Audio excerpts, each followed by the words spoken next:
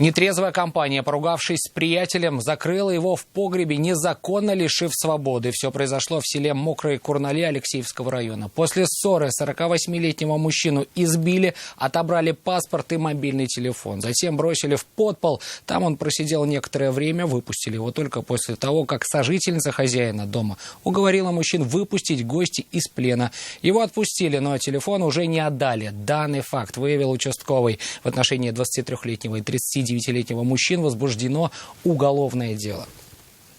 Они подозреваются в незаконном лишении свободы с применением насилия. В настоящее время вину злоумышленники признали. Судом в ближайшее время по ходатайству следователя в отношении них будет избрана мера привлечения в виде заключения под стражу.